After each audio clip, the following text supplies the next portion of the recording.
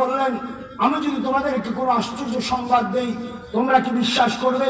তারা বলে, অবশ্যই বিশ্বাস করব, কেন করব না, তুমি তো সত্যবাদী আল আমিন, কখনো মিথ্যা বলনি। রাসূলুল্লাহ বললেন, আমি যদি বলি পাহাড়ের পেছনে বাংলাদেশে কিছু সন্ত্রাসী অস্ত্র নিয়ে তোমাদেরকে মারার জন্য অপেক্ষা করছে, তোমরা বিশ্বাস করবে? তারা বলল, হ্যাঁ অবশ্যই বিশ্বাস করব। রাসূল সাল্লাল্লাহু আলাইহি ওয়াসাল্লাম বললেন, তাহলে শুনো, তোমরা যে মূর্তি পুজো করছো, এক আল্লাহর বিরোধিতা করছো, মনে রাখবা ওই মূর্তিগুলো তো দান করবেন। রাসূল সাল্লাল্লাহু আলাইহি ওয়াসাল্লামের কথা শুনে আগত কাফিরদের মধ্য থেকে সর্বপ্রথম যে ব্যক্তি রাসূলের বিরুদ্ধে হাতে পাথর নিয়ে দাঁড়িয়ে গেলেন তার নাম হলো আবু লাহাব, রাসূল সাল্লাল্লাহু আলাইহি ওয়াসাল্লামের চাচা। যে চাচা আল্লাহ রাসূলের জন্মের সংবাদ শুনে তার বাদী সুয়াইবাকে মুক্ত করে দিয়েছিলেন, আজকে সেই চাচা কালিমার দাওয়াতের কারণে রাসূলুল্লাহর বিরুদ্ধে হাতে পাথর নিয়ে দাঁড়িয়ে গেছে। ডাক দিয়ে বলছে, আলী হাযা জামাতানা, আমাদেরকে কি এজন্য এখানে একত্রিত করেছো? তাব্বাল্লাকা ইয়া মুহাম্মদ, ধ্বংস হয়ে যাও তুমি মুহাম্মদ। মুফাসসিরিন কিরাম বলেন, আল্লাহ তাআলা আবু লাহাবের মুখ থেকে বের হওয়া তাব্বা শব্দটা বেছে নিয়ে এই আয়াত নাযিল এবং এই সূরা নাযিল করেছেন। তাব্বাত ইয়াদা আবি লাহাবি ওয়া তাব, ধ্বংস হয়ে গেছে আবু লাহাবের উভয় হাত। আবু লাহাব বলেছে, তাব্বাল্লাকা ইয়া মুহাম্মদ, ধ্বংস হও তুমি মুহাম্মদ। আল্লাহ তাআলা তাব্বা শব্দটা আবু লাহাবের জন্য বের করে দিলেন। তাব্বাত ইয়াদা আবি লাহাবি ওয়া তাব, ধ্বংস হয়ে গেছে আবু লাহাবের উভয় হাত এবং সে নিজেও। এখান থেকে শিক্ষা হলো, রাসূল ইসলামের কালিমার দাওয়াত দিলেন, সর্বপ্রথম রাসূলের যে বিরোধিতা করলো সে হলো রাসূলের আপন চাচা আবু লাহাব। এখান থেকে শিক্ষা হলো, তুমি মুসলমান, তুমি কালিমার কাজ করবে, দাওয়াতের কাজ করবে, ইসলামের কাজ করবে, নামাজ পড়বে, দাড়ি রাখবে, রোজা রাখবে, তোমার বিরোধিতা করবে সর্বপ্রথম তোমার পরিবারের লোক, ঠিক না ঠিক? অতএব আল্লাহর দ্বীনের জন্য, ইসলামের জন্য জান কুরবান করতে গেলে, নামাজ পড়তে গেলে, কালে রোজা রাখতে গেলে, হজ করতে গেলে, ছেলে মেয়েকে মসজিদ মাদ্রাসার দ্বীন শিখাইতে গেলে, আব্বা আম্মা বিরোধিতা করলে বিরোধিতা মারা যাবে? শ্বশুর শাশুড়ি করলে, বউ করলে, অতএব পরিবারের লোক যদি করে মারা যাবে না, বাবা মা করলে মারা যাবে না, সমাজের লোক করে মারা যাবে না, পুলিশ বিডিআর দিয়ে ঘেরাও করে যদি রাষ্ট্রের সরকারও যদি মারা যায়, প্রয়োজনে জীবন দেওয়া হবে, তারপর রাষ্ট্র সরকারের আইন মানা যাবে না, যাবে না, যাবে না। ইনশাআল্লাহ রাজি আছি তো? তাব্বাত ইয়াদা আবি লাহাবি ওয়া তাব, মা আগনা আনহু মালুহু ওয়া মা কাসাব। আবু লাহাবের অর্জিত সম্পত্তি এবং সন্তান সন্ততি তার কোনো উপকারে আসেনি বা আসবে না। রাসূল সাল্লাল্লাহু আলাইহি ওয়াসাল্লামের কাছে সবকিছু চেষ্টা করেও যখন আল্লাহ রাসূলকে কালিমার দাওয়াত থেকে বিরত রাখতে পারলো না, আবু জেহেল আবু লাহাবরা মুহাম্মাদের আরবির বাড়িতে দাওয়াত খাইতে চাইল।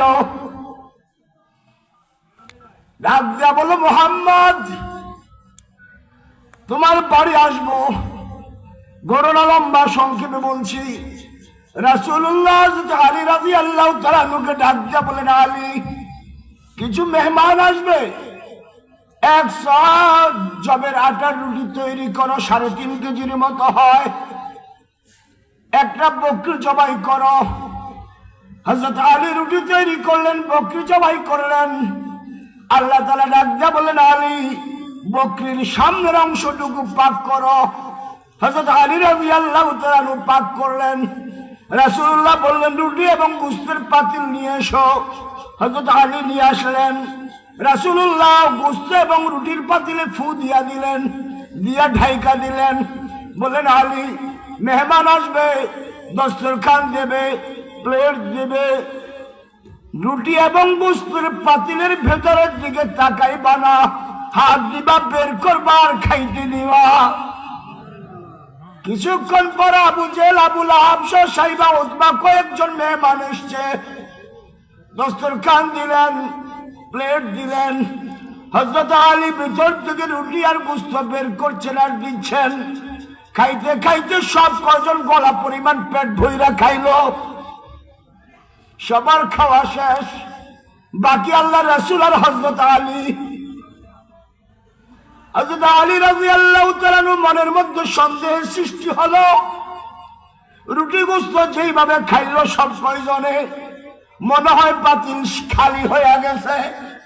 রাসূলুল্লাহ তো খায় নাই, আমিও খাই নাই, মনে হয় সব শেষ। হযরত আলী সন্দেহের সৃষ্টি হওয়ার কারণে গোশত এবং রুটির পাতিলের মুখা খুললেন। খুলে দেখেন আল্লাহ রাব্বুল আলামিন রাসূলের ফুয়ের বদৌলতে এমন বরকত দিয়েছেন, আবু জেহেল, আবু লাহাব সব কটা পেট ভরে খাওয়ার পরেও পাতিলের রুটি একটাও কমে নাই, গোশতের মধ্যে এক টুকরা গোশত কমে নাই। বরকত দেনে वाला কে, খাওয়ানে वाला কে, পালনে वाला কে। চোখ পাতিলের গোশতের এবং রুটির পাতিলের মধ্যে চোখ গেছে আবু লাহাবের। আবু লাহাব ডাক দিয়া বলে, আবু জেহেল তাড়াতাড়ি এখান থেকে উঠো। বললে কেন? বলে তাড়াতাড়ি চলো। কেন? মুহাম্মদ আমাদেরকে সর্বশেষ জাদুর রুটি আর গোশত খাওয়াইয়া দিছে। আবু জেহেল কয় কেমনে কি? খাইরে মেয়ে বুঝলা না, এতগুলা মানুষ পেট ভইরা খাইলাম, রুটির গোশত পাতিলের দাগ দেখা যায়, রুটিও কমে নাই, গোশতের পাতিলের দাগ দেখা যায়, গোশতও কমে নাই। তাহলে জাদু করছে, জাদু রাটু আর আটা আর রুটির গোশত খাওয়া দিছে। বরকত দেনেওয়ালা কে? মাত্র এখানে 10-12 জন খাইলো। খন্দকের যুদ্ধ, খাল খনন করা হচ্ছে, সাহাবায়ে কেরাম খাল খনন করতেছেন কাফেরদের বিরুদ্ধে। খাল খনন করতে গিয়া দেখে বিশাল বিশাল পাথর ভাঙা যায় না। মুহাম্মদ আরবির কাছে আইসা বলে, ইয়া রাসূলুল্লাহ, এত বড় বড় পাথর ভাঙা যায় না। রাসূলুল্লাহ আইসা বললেন, দাও আমাকে কোদাল দাও। কোদাল দিল। রাসূলুল্লাহ কোদালটাকে ঘুরাইয়া উপর পিঠ কইরা পাথরের মধ্যে বাড়ি দিলেন। এক একটা বাড়ির চোটে পাথরগুলো টুকরো টুকরো হয়ে যায়।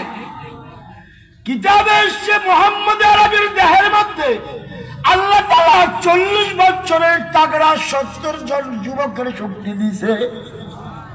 কয়জন? 70 জন। 40 বছরের তাগড়া 70 জন যুবকের শক্তি দিয়েছে আল্লাহ। কার দেহে? হযরত জাবের পাশে দাঁড়ানো। রাসূলুল্লাহ পাথর ভাঙার জন্য উপরে হাত উঠাইলেন। তাকায় দেখে জামাটা উপরের দিকে উঠে গেছে। রাসূলুল্লাহর পেটের মধ্যে 3টা পাথর বাঁধা। হযরত জাবের ডাক দিয়ে বলে, ইয়া রাসূলুল্লাহ, আপনার পেটে পাথর।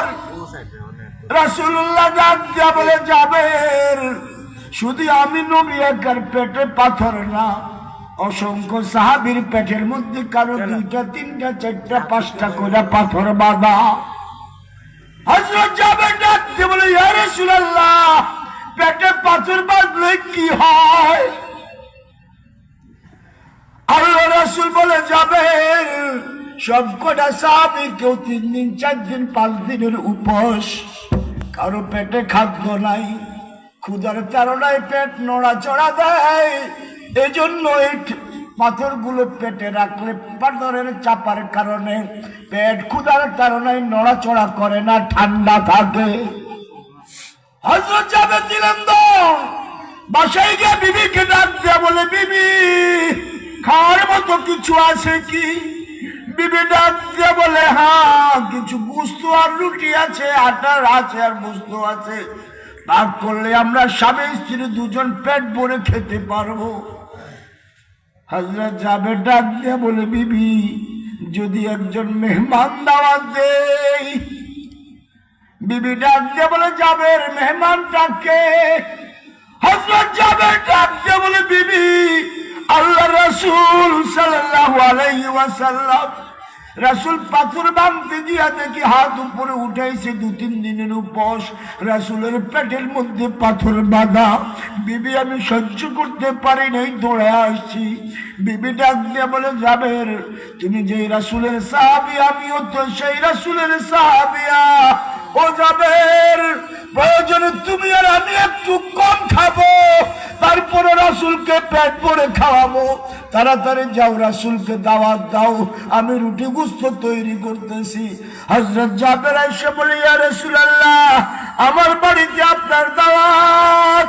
রাসূলুল্লাহ দাওয়াত পাওয়ার সাথে সাথে উপস্থিত প্রায় 1500 সাহাবীকে ডাক দেয়া বলে, সাহাবীরা, আজকে আমার সাথে তোমাদের সকলের দাওয়াত আমার সাহাবী জাবেরের বাসায়।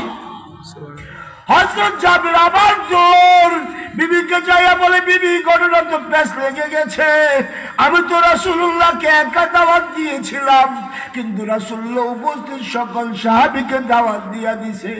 বিবি ডাক দিয়ে বলে, জাবের, আল্লাহ রাসূল তো আল্লাহর হুকুম ছাড়া কথা বলে না, যে আল্লাহ তাআলা তার রাসূলের মুখ দিয়ে দাওয়াত দেওয়াইছেন, বরকত তিনি দিবেন, তুমি টেনশন কইরো না।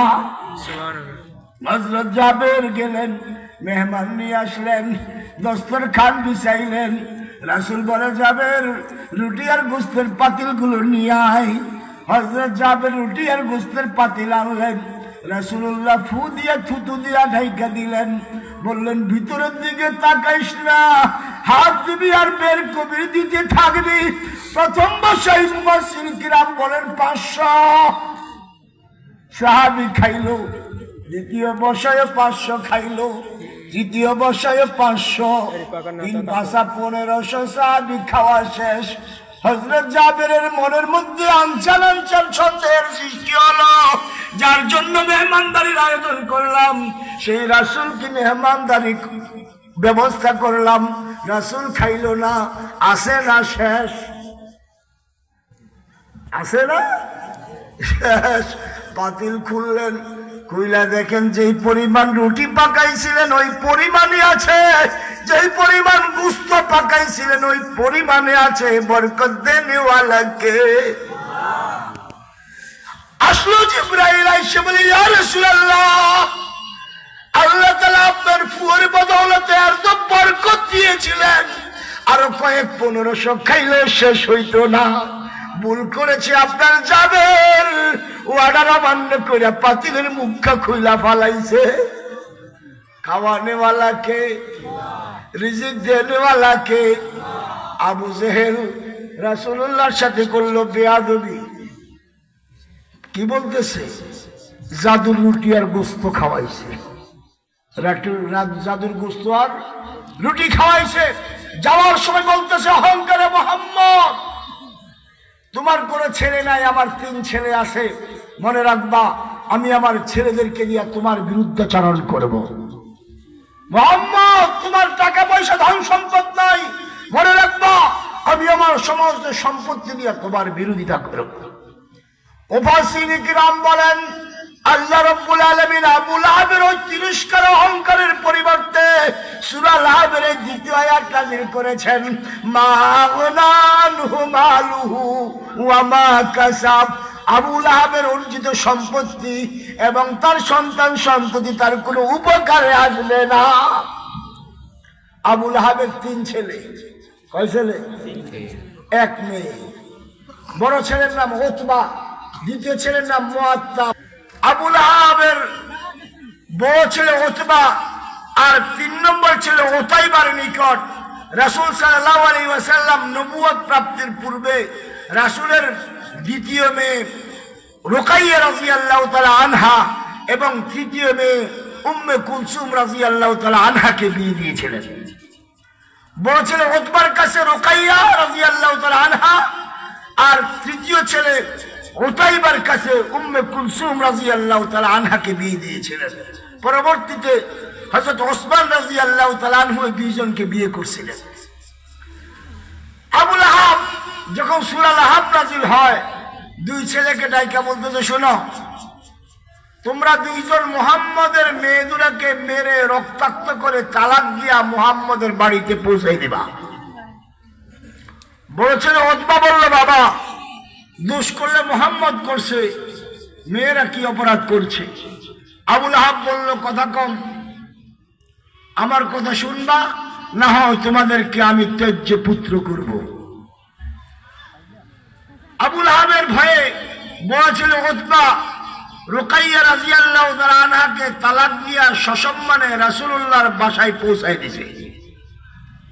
কিন্তু তৃতীয় ছেলে উতাইবা বাবাকে খুশি করতে গিয়া উম্মে কুলসুম রাদিয়াল্লাহু তাআলা আনহাকে মেরেছে, রক্তাক্ত করেছে, গালিগালাজ করেছে, তালাক দিয়েছে, রাসূলুল্লাহর বাসায় নিয়ে গেছে, রাসূলুল্লাহকে বকাবাদ্য করেছে। আরবের নিয়ম ছিল বেশি অপমানিত করতে চাইলে সামনে থুতু ফেলে পা দিয়া ডলাই দিত। এই হারামজাদা রাসূলুল্লাহর সামনে থুতু ফেলে পা দিয়া ডলাও দিছে। রাসূলুল্লাহ একটা আরবি বাক্য বললেন, উতাইবা চলে এসছে, আয়েশা দেখে বাইতুল্লাহর সামনে আবু জেহেল আর আবু লাহাব বসা।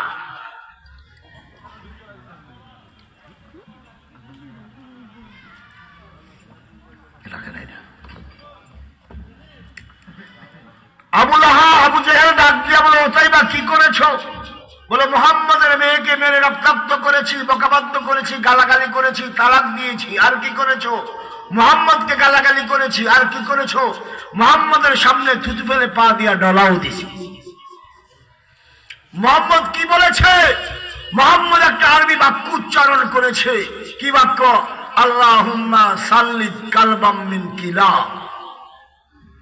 ও আল্লাহ, তোমার অসংখ্য কুকুরগুলোর মধ্য থেকে একটা হিংস্র কুকুর এই কুকুরটার জন্য লেলায়া দাও।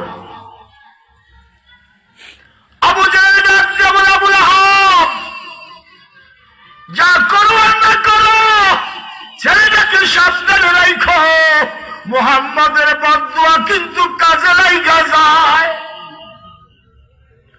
এখন আবু লাহাব যেখানে যায় ছেলে উতাইবাকে সাথে করে নিয়ে যায়। ঘুরতে ঘুরতে ঘুরতে ঘুরতে গেল ব্যবসার কাজে সিরিয়ার রাজধানী দামেস্কে। সাথে নিয়ে গেছে উতাইবাকে। নিয়ে যাওয়ার পর সিরিয়ার বাদশার বাড়িতে রাত্রে ডিনারের দাওয়াত খাইল। বাদশা বললেন, আপনার তো আরবের লোক, আপনারা তাঁবুতে থাকেন, বিল্ডিং এ থাকবেন না, তবে সাবধান, রাত্রেবেলা কিন্তু হিংস্র প্রাণী বাঘ আক্রমণ করে। রাত গভীর হয়ে গেছে। আবু লাহাব চিন্তা করলো ছেলেটাকে বাঁচানো দরকার। ব্যবসার মালামালগুলোকে রাখতে রাখতে রাখতে রাখতে টিলার মতো উঁচু করলো। ওইটার উপরে আবু জেহেল আবু লাহাব তার ছেলে উতাইবাকে শোয়াইলো। চতুর্দিকে উট ঘোড়া শোয়াইলো। এরপরে ব্যবসার লোকজন চতুর্দিকে গোল হইয়া ঘুমায়া গেল। রাত গভীর হওয়ার পর আল্লাহ রাব্বুল আলামিন নাকের মধ্যে উতাইবার দেহের রাসূলুল্লাহর বদদুয়ার দুর্গন্ধ দিয়া একটা রয়্যাল বেঙ্গল টাইগারের জঙ্গল থেকে পাঠায়া দিছে। বাঘ আইসা নাকের টেলিস্কোপ দিয়া চতুর্দিকে ঘুমন্ত লোকগুলোর দেহের মধ্যে সঙ্গে রাসূলুল্লাহর বদদুয়ার দুর্গন্ধ আছে কিনা পায় না। আরেকটার মধ্যে লাগায়, পায় না। ঘুরতে ঘুরতে চতুর্দিকে সবগুলোর মধ্যে দুর্গন্ধ শোনা শেষ, একটার মধ্যেও দুর্গন্ধ নাই। বাঘ পড়ে গেল চিন্তায়, কিরে আল্লাহ তাআলা নাকের মধ্যে দুর্গন্ধি দিয়ে আমারে পাঠাইলো, হারামজাদা গেল কই? আল্লাহ বলে, চিন্তা করিস না, তাড়া তুই, আমি নেটওয়ার্ক পাঠাইতেছি। পাঠাই দিল বাতাস। কি মোবাইলে কথা বলে, নেটওয়ার্ক কি? হ্যাঁ, বাতাস। নেটওয়ার্ক কি? দরজা জানলা সব বন্ধ রেখে নেটওয়ার্কে ডিস্টার্ব করে, জানলা খুলে দিয়ে বাতাসের টানে নেটওয়ার্ক ক্যাচ। আল্লাহ বাতাস পাঠিয়ে গেল। বাতাস আইসে উপরে আবু লাহাবের পোলা উতাইবা ঘুমাই রইছে। উপরে তার দেহের সাথে ঘষা দিয়া যাওয়ার সময় বাঘের নাকের মধ্যে লাইগা চলে গেছে। বাঘ চিন্তা করলো, কি নেটওয়ার্ক কোন দিক থেকে আইলো? চিন্তা করে দেখো উপরের দিক থেকে। মাথাটা উপরের দিকে উঠাইলো, দেখে চান্দুর টিলার উপরে ঘুমাইতেছে। বলে রাখো আইতাছি। বাঘ অনেক দূর পিছনে গেল, পিছন থেকে ঝাঁপ দিয়া উতাইবাকে 4 পা দিয়ে আঁকড়াইয়া ধরলো, দইরা দূরে গিয়া পড়লো, গলার দৌড়টা ছিঁড়া ফালাইলো, বুকটা ফাড়লো, কলজা গুদ্দা বের করলো। বাঘ মানুষের বুক ফেড়ে কলজা গুদ্দ বের করে চুষে চুষে রক্ত পান করে, কিন্তু এই বাঘটা ওতাইবার দেহ মাথা থেকে পা পর্যন্ত পুরো দেহটাকে টুকরো টুকরো কইরা ফালাইলো, মগর রাসূলের বদদুয়ার 1 ফোঁটা রক্ত পান করে নাই। এখান থেকে শিক্ষা। বড় ছেলে উতবা, মুআত্তাব আর মেয়ে দুররা 3 জন বিয়াদবি করে নাই, যার কারণে মক্কা বিজয়ের পরে আল্লাহ তাআলা তাদেরকে কালিমা নসিব করে সাহাবী বানায় দিয়েছে। কি বানায় দিয়েছে? সাহাবিয়া বানায় দিয়েছে। উতাইবা